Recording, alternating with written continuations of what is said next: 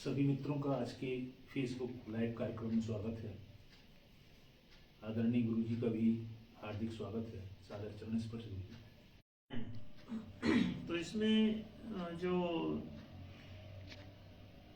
तीन हैं ये चतुर्थ की ही तीन मात्राएं हैं।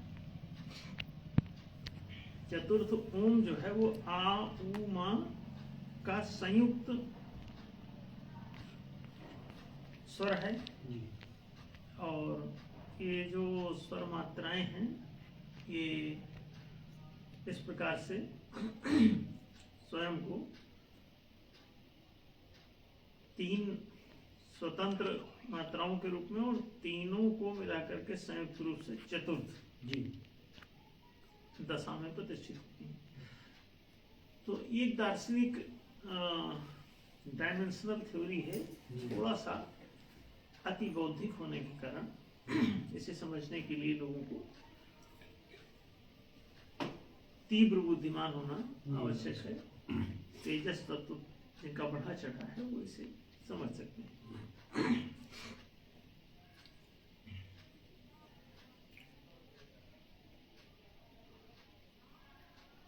इसी की चार व्याहृतियां हैं जी जिनकी ये मात्राएं जी। हैं आयामों की। उन्हीं मात्राओं की चार ये व्याहृतियां होती हैं, भूर भुवः स्वः और मा। तो उसी तरह से ये एक एक आयाम के लिए जानी जाती है। अब इसे मनुष्य अपने निजी जीवन में जी चारित्रिक दृष्टि से जी और व्यवहारिक दृष्टि से दोनों तलों पर इन चारों आयामों को समझ सकता है। निजी जीवन में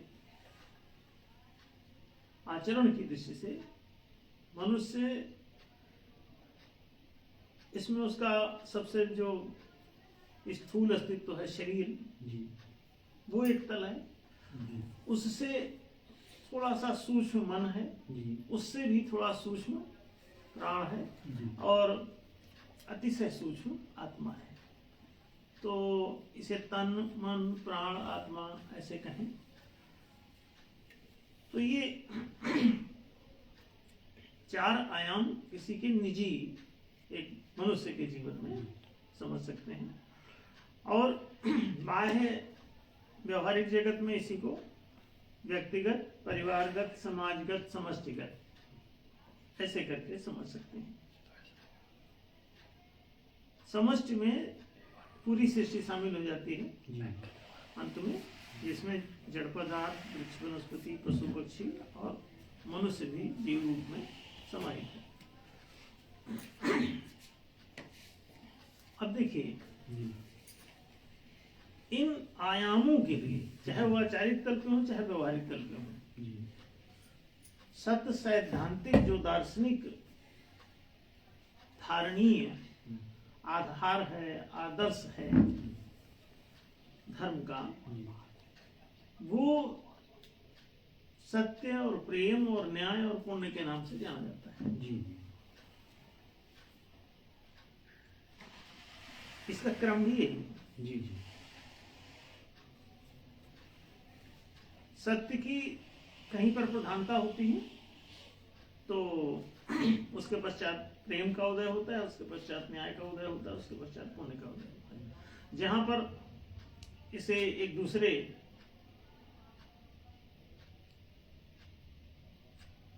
विपरीत अर्थ में किसी को जहां पुण्य की प्रधानता होती है तो पुण्य के प्रभाव से न्याय का उदय होता है, न्याय के प्रभाव से प्रेम का उदय होता है, प्रेम के प्रभाव से सत्य का उदय होता है। तो ये बहुत अद्भुत सी ये संरचना है, क्योंकि चारों आयामों की हमने कहा कि सामान्य इसकी समझ नहीं है। ये विशिष्ट प्रतिभाशाली लोग ही इसे समझ पाते हैं और आम जनता तो बस उनकी मोटे मोटे अर्थों में जब इसे कहा जाता है कि हाँ ये सत्य प्रेम न्याय पुण्य कोई धर्म है, इसको आप ऐसे पालन कीजिए, लोग करने लगते हैं। उसको स्थूल अर्थ में भी उसे समझ के उसका लाभ उठाते रहते हैं। तो जो आयाम हैं आत्मा के या ईश्वर के, जी वो 4 आयाम और प्रत्येक आयाम अतिशय महत्वपूर्ण, जी उनमें से एक भी आयाम हटाया नहीं जा सकता। इन्हीं आयामों के आधार पर ही जब मानव धर्म का उदय हुआ जी तो उसे वर्णाश्रम धर्म के नाम से जी देखा गया। वर्णाश्रम धर्म वास्तव में न्याय का धर्म है। जी तो एक न्यायोचित प्रतिपादन है इन्हीं चारों आयामों को पवित्र बनाने के लिए, शुद्ध बनाने के लिए, उपयोगी बनाने के लिए, सुंदर बनाने के लिए। जी तो इसी से 4 वर्ण और 4 आश्रमों का निर्माण हुआ। जी उन आयामों के कारण ही ये मनुष्य के भीतर भी 4 वरीयताओं का विकास होता है, उसे वर्ण सामर्थ्य कहा गया। जी तो जो वरीयता क्रम है वो इन क्षमताओं की ही वरीयता है, सामर्थ्यों की ही वरीयता है, पात्रता की ही वरीयता है। जी तो ये एक एक आयाम में एक एक सामर्थ्य का विकास होता है, वो शारीरिक, मानसिक, भावनात्मक, चेतनात्मक, जो भी कहा कि तन, मन, प्राण, आत्मा। तो ये एक क्रमबद्ध ये विकास यात्रा है जो मनुष्य की होती जाती है और 4 आयाम में वो स्वयं को अभिव्यक्त करता चला जाता है, विकसित होता चला जाता है। उन सामर्थ्यों का जैसे जैसे इसके अंदर उदय होता है वैसे वैसे ही उच्च वर्ण क्रम को प्राप्त होता रहता है। ये एक वर्णाश्रम व्यवस्था का बड़ा महत्वपूर्ण पहलू वर्ण पक्ष है इसका। अब जो आश्रम पक्ष है इसमें दूसरा, वर्णाश्रम शब्द में 2 शब्दों का समावेश है, वर्ण और आश्रम। तो जो आश्रम पक्ष है वो श्रम निष्ठा को लेकर है। श्रम में बड़ा आ उपसर्ग के रूप में प्रयुक्त है, ये व्याकरण का नियम है। जैसे कि आमंत्रण शब्द है, आगमन शब्द है, तो गम धातु में जैसे आगमन लगाने से आ पहुंचा के अर्थ में। तो श्रम निष्ठा श्रम से युक्त होने के अर्थ में आश्रम शब्द प्रयुक्त होता है। जैसे आमंत्रण में मंत्रणा से युक्त होने के अर्थ में,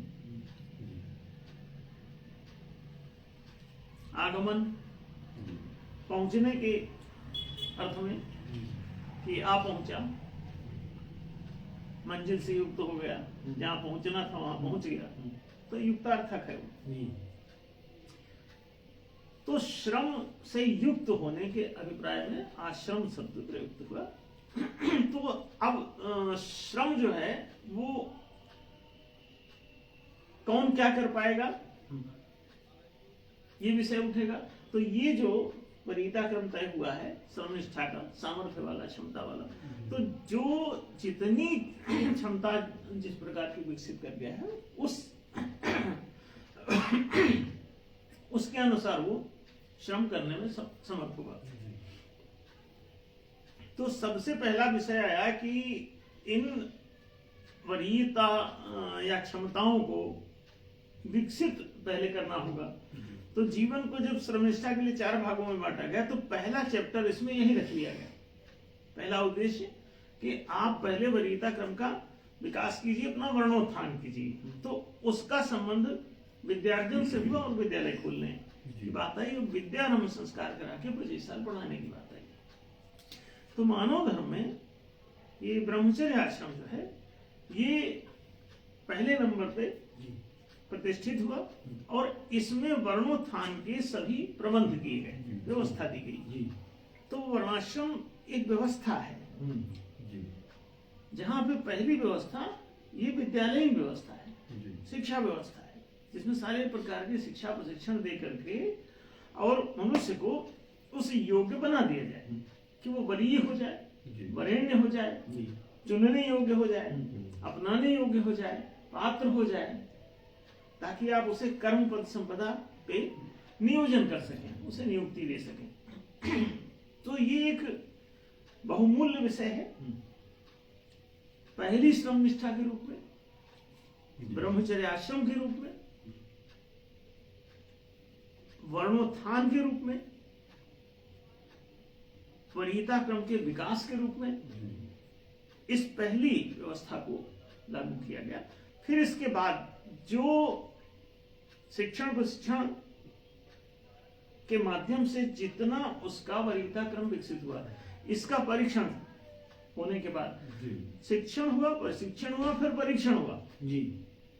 तो परीक्षण के द्वारा माने एग्जामिनेशन के द्वारा ये पता चला कि इसमें किस स्तर की वरीयता विकसित हुई। तो जैसे ही टेस्ट लिया गया, एग्जाम लिया गया, तो उसकी वर्तमान में क्या दशा है, प्रेजेंट में उसकी स्वाभाविक स्थिति क्या है, इसका ज्ञान आपको हो जाता है, इसकी जानकारी हो जाती है। अब जिस दशा में आपने उसको परीक्षित करके पाया, उसके अनुसार आप उसे गृहस्थ आश्रम में फिर आगे नियुक्त करते हैं। और वहां नियोजन के लिए 4 प्रकार के कर्म हैं, पद हैं, संप्रदाय हैं। 4 प्रकार के कर्म हैं तो तदनुसार 4 प्रकार के पद हैं, तदनुसार ही 4 प्रकार पदेन स्वामित्व वाली संप्रदाय हैं।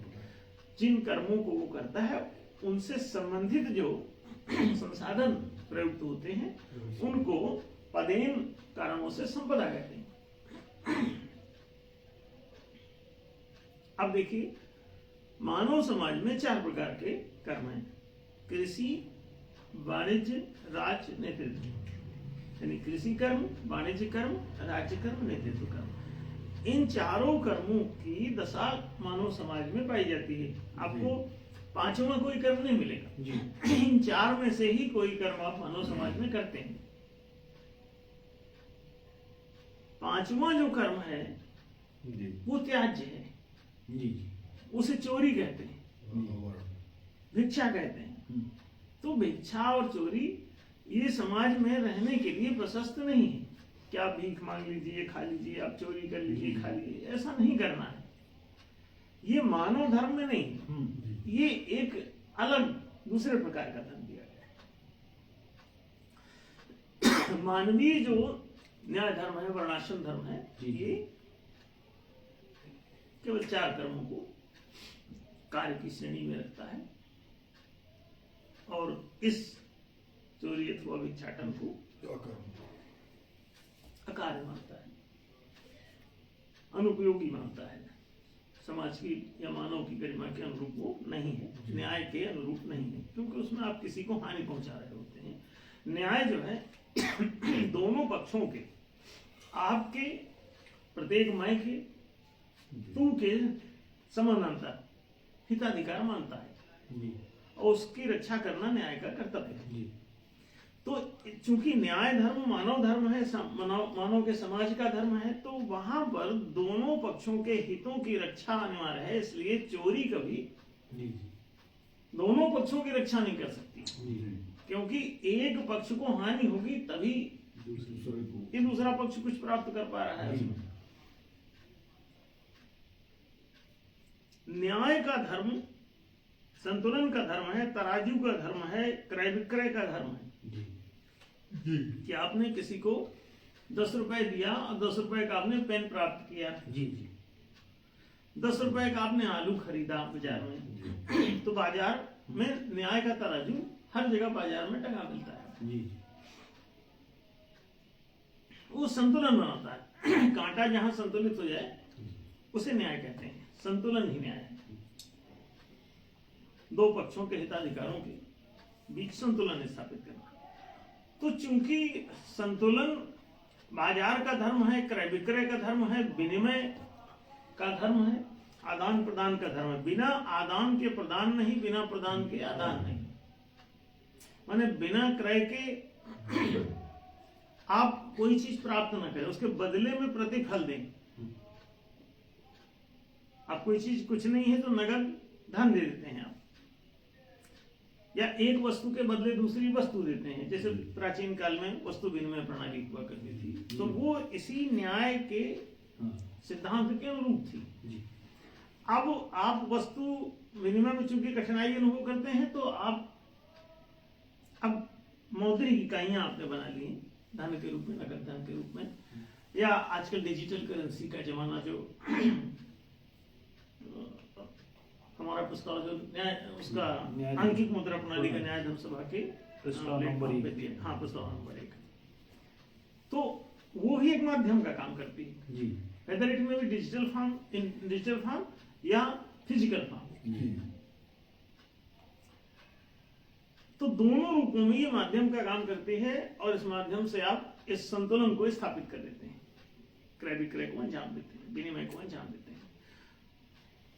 जहां पर चोरी है वहां पर विनिमय नहीं है, जी, वो एक तरफा हुआ, जी, जी, आदान हो गया, प्रदान कुछ नहीं हुआ। जी, क्रय कर लिया आपने और विक्रय कोई कर नहीं रहा है तो चोरी हो जाएगा। जी, कोई बेच रहा है, राजी है तो ले जाओ, नहीं है तो कैसे। उपहार जो है वो न्याय की परिभाषा में नहीं आता, उपहार आता है प्रेम की परिभाषा में, जी, तो वो दूसरी तरफ चला गया। उपहार डिवाइन है, देवत्व है, और चोरी जो है ये दैत्यता है, आक्रमण है, अपराध है। तो अपराध भी न्याय विधान में अनुमति प्राप्त नहीं, जी, क्योंकि उसे अन्याय कहते हैं अपराध को, जी, तो न्याय हो नहीं सकता वो।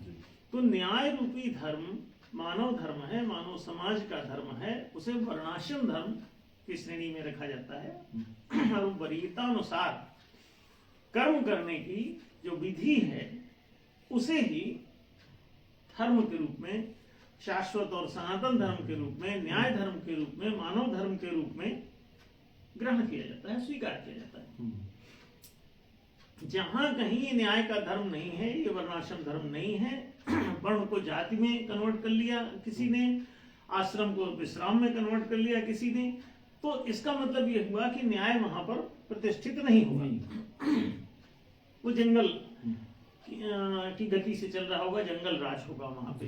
तो जंगल राज जो है वो वर्ण की जगह जाति पर आधारित रहता है, कि जो सिंह राजा है तो सिंह से जन्मा हुआ, उसी जाति का दूसरा कोई राजा बन गया उसका लड़का।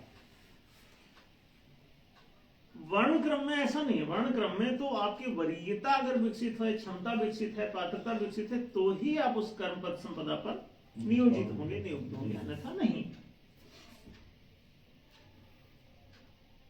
तो पहला आश्रम दूसरे आश्रम के लिए आधार प्रदान करता है। जी, ब्रह्मचर्य आश्रम गृहस्थ आश्रम के लिए आधार प्रदान करता है। फिर इसके बाद देखिए तीसरा जो है वो वानप्रस्थ आश्रम है, जो पौरोहित्य कर्म करता है। ये जो समाज बना जिसमें ये वरीयता क्रम और ये कर्म निष्ठा की जो बात आई, इन दोनों को व्यवस्थित जहां करना है जी, उसे ही राष्ट्र कहते हैं, पुर कहते हैं, समाज कहते हैं। जी, तो इस पुर के हित में, राष्ट्र के हित में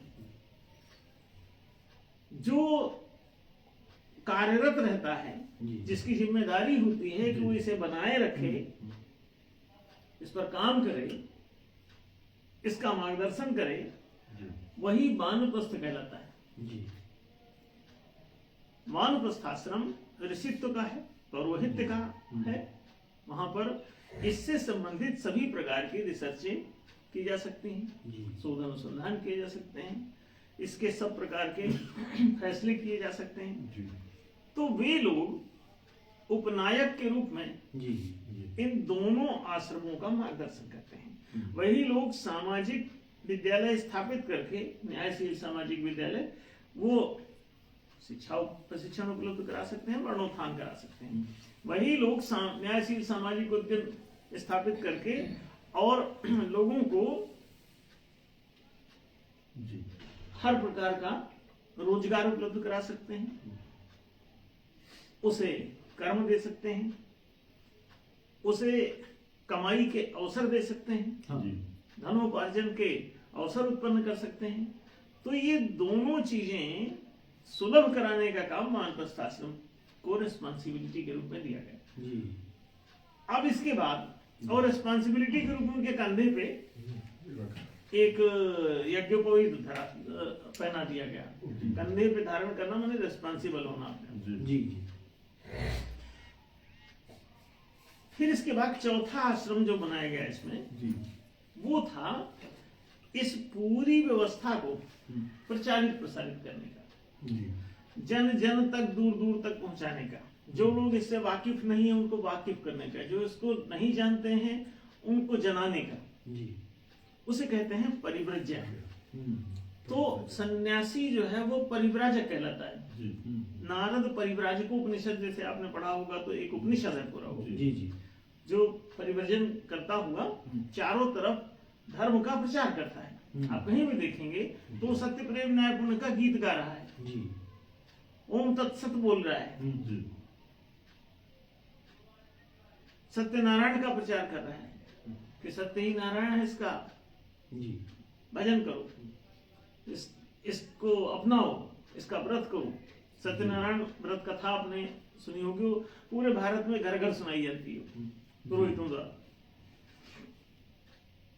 तो पुरोहित सुनाता है, इसे सन्यासी इसका प्रचार प्रसार कर सकता है। जी परिव्राजक लोग परिव्रजन करते हुए, परिभ्रमण करते हुए पूरी दुनिया में इसे पहुंचाते रहते हैं। तो ये कितना एक वर्णाश्रम धर्म पूरा एक समग्र उपचार है, जी एक संपूर्ण व्यवस्था है जो मानवीय आवश्यकताओं की पूर्ति करती है। तो एक बहुत बड़ा ये विषय है और इसमें इसको मानव धर्म कहते हैं। अब इस बीच के मानव धर्म को ऐसा समझ लें कि बीच में चूंकि ये न्याय धर्म है, सत्य द्वारा प्रतिपादित सत्य निर्णय ही वास्तव में न्याय है, जी सत्य नियम ही न्याय है, जी सत्य नीतियां ही न्याय है। ऐसी नीतियां नियम निर्णय जो सात्विक हो, जी माने सर्वहितकारी हो। सत्य कहते हैं सर्व, जी सर्वत्व ही सत्य है, तो सर्वहितकारिता ही सत्य है, सत्य के अनुकूल है। तो जहां कहीं भी ये न्याय है वहां पर सात्विक नियम है, सात्विक नीतियां हैं, सात्विक निर्णय हो रहे होंगे। विधायिका, मंत्रिका, न्यायिका तीनों ही सर्वहितकारी होंगे, निष्पक्ष न्यायकारी होंगे, समदर्शी होंगे। अब आप देखिए, न्याय का धर्म जीने वाले मनुष्य जब पैदा होता है तो मानव रूप में ही पैदा होता है। यदि पतित हुआ तो नीचे गिर जाता है वो, जी तो मनुष्य से नीचे मानव से वो दानव हो जाता है। अगर उन्नत हुआ तो देवता हो जाता है। तो बड़ी स्पष्ट बात है कि उन्नत हो गया तो न्याय से प्रेम में चला जाता है। बंटवारे की जगह वो एक ही चूल्हे में बना हुआ खाना पसंद करने लगता है, दूसरों के साथ संघर्ष नहीं करता, दूसरों के विपरीत कोई इच्छा नहीं करता, सबकी इच्छा में अपनी इच्छा मिलाए बैठा रहता है। तो इसे कहते हैं अतिशय उदार है। अयम जह परो वेत्ति गणना लघुचेत साम उदार चरिता नाम तु वसुधैव कुटुंबकम। वो सारी दुनिया को ही एक परिवार मान लेता है और एक चूल्हे में पूरी दुनिया के साथ खाना खा सकता है। हाँ, जो उसे इस प्रेम के सिद्धांत से जो सहमत, प्रेम का धर्म स्वीकार करते हैं उनको, जो नहीं सहमत है तो उनके साथ कहाँ जाओगे खाना खाने, वो खदेड़ देंगे आपको। तो ये जो प्रेम का धर्म है न्याय के धर्म से ऊपर है, लेकिन जो पुण्य का धर्म है वो नीचे है। जी पुण्य कहलाता है किसी की मदद करना। कोई पिछड़ा हुआ है, जैसे कि कोई पशु पक्षी है, उनको पानी की व्यवस्था नहीं है तो उनके लिए पानी कहीं रखवा दिया, तो ये पुण्य का काम है। एक कहीं पौधा लगा दिया, ये पुण्य का काम है। तुलसी लगा दिया, पुण्य का काम। पीपल लगा दिया, पुण्य का काम। बरगद लगा दिया, पुण्य का काम। तो ये सामष्टिक धर्म है और इसे सामान्य जो पशुवत अवस्था के प्राणी हैं उनके लिए हितकारी माना जाता है इसको। जी जी उनके लिए शुभकारी है। जी तो उनके हित में, उनके कल्याण में, उनके सहायता में, उनकी मदद के लिए इस पुण्य के धर्म को लागू किया जाता है। ये भी सनातन धर्म का हिस्सा है, लेकिन निचला धर्म। इसीलिए इस पुण्य को कलियुगी धर्म कहा जाता है। द्वापर को न्याय धर्मी माना जाता है, त्रेता को प्रेम धर्मी माना जाता है, वहां पारिवारिकता सी पनपती है, और सतयुग को सत्य धर्म माना जाता है, जहां ये सभी धर्म जी हाँ समाहित हो जाते हैं, एकीभूत हो जाते हैं, सत्य पूरी तरह से इम्प्लीमेंट हो जाता है, तो उसे कहते हैं ये पूर्ण सतयुग है। तो सत्य प्रेम न्याय पुण्य जो सनातन धर्म का पूरा इतना बड़ा स्ट्रक्चर है, उसको स्वरूप का अगर माने तो सत्य को सिर मान लें, मानने के लिए, अनुमान लगाने के लिए कि धर्म का स्वरूप क्या होगा, काल्पनिक आप कल्पित करेंगे कि धर्म का स्वरूप कैसा होगा, तो सत्य को सिर मान ले, प्रेम को हृदय मान ले, वक्ष छाती, और न्याय को उदर मान ले, और पैर को पुण्य मान ले, तो एक पूरा स्ट्रक्चर दिखने लगेगा। तो धर्म का स्ट्रक्चर कैसा होगा, सत्य प्रेम न्याय पुण्य अगर लिखना है तो कैसे लिखेंगे, सत्य ही सिर है, प्रेम ही उसका वक्ष है, उदर ही न्याय है, और पुण्य ही उसका पैर है। तो देखें ये धर्म का स्वरूप हुआ। अगर सनातन धर्म का वर्णन करना हो तो आप ऐसे बड़ी आसानी से बता सकते हैं।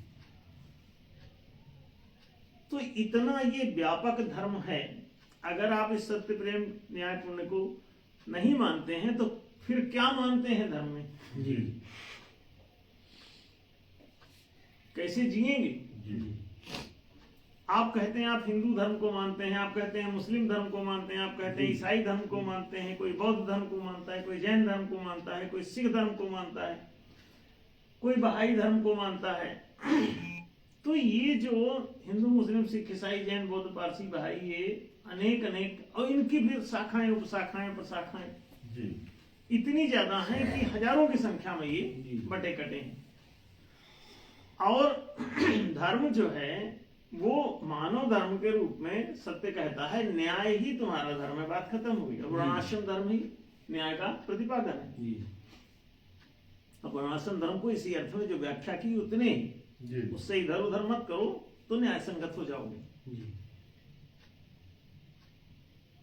अब अगर ये सत्य प्रेम न्याय पुण्य के धर्म को आप धारण कर सकें तो पूरा व्यक्तित्व ही, अब इसे ऐसा समझ लें कि आत्मा को सत्य के सांचे में ढाल दें, अपने प्राणों को, अपने हृदय को प्रेम के सांचे में आप निजी जीवन में ढाल लें, आप अपने मन को न्याय के तर्क से आच्छादित कर लें, आप अपने कर्मों को पाप की जगह पुण्यात्मक बना लें, तो क्या होगा, आपका पूरा व्यक्तित्व धार्मिक हो जाएगा।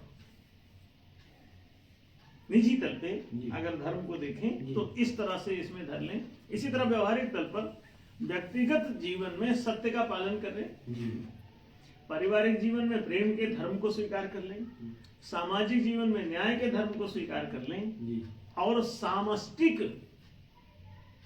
अस्तित्व में, सामष्टिक क्षेत्र में आप पुण्य के धर्म को स्वीकार कर लें, तो पूरा एक कंप्लीट रिलीजन आपके आचार में और व्यवहार में उतर जाता है। तो ये संक्षेप में ये धर्म है। जो लोग इसका पालन करते हैं तो ये अकेला ही धर्म बचता ही है। अब कोई कहेगा कि चार आयाम कहाँ वर्णन किए गए हैं? उपनिषदों में भी वर्णन है, अयमात्मा चतुष्पाद, वहां ओंकार स्वरूप का बाकायदा वर्णन है। मांडूक्य उपनिषद इसका बाकायदा प्रतिपादन करता है। और दूसरी बात आप रामायण में देखते हैं, चारु चरण धर्म जगमाही व्यापी रहा कौनी मगनाही, आप रामचरितमानस में पढ़ते हैं। चार चरण हैं धर्म के, कलिमहु एक प्रधान, ये न केन विधि दीन है दान करे कल्याण। जब केवल दान पुण्य ही शेष रह जाता है तो उसे कलयुग कहते हैं। द्वापर दो द्विपक्षी है इसलिए वो न्याय का युग कहलाता है। और त्रेता त्रिपक्षी है जिसमें जहां तीन पक्ष हो जाते हैं तो वो जैसे कि पति पत्नी और बच्चे, तो थोड़ा व्यापक हो, तो वहां पे पारिवारिकता आ जाती है, तो प्रेम का धर्म आ जाता है। आप त्रेता में पढ़ेंगे तो प्रेम कथा ही आपको ज्यादा मिलेंगे। भरत का राम से प्रेम, सबरी का राम से प्रेम, लक्ष्मण का राम की भक्ति, दशरथ जी इतना प्रेम पूर्ण है कि वन भेज दिए राम को तो प्राणांत हो गया। पूरी प्रेम कथा ही आपको मिलेगी हर जगह। और न्याय का संघर्ष होता हुआ आपको द्वापर में मिलेगा सब जगह। जी पुण्य का कि 5 किलो राशन ले लूं, जी बदले में शासन कैप्चर कर लूं, तो पशुवत आपके साथ व्यवहार जब लोग करने लगते हैं तो समझिए कि वे कलयुग है। आपके साथ दान पुण्य करने लगते हैं, न्याय नहीं करते, प्रेम नहीं करते, तो इसलिए पूरा धर्म बिगड़ जाता है। तो इसके सभी उदाहरण मौजूद हैं। और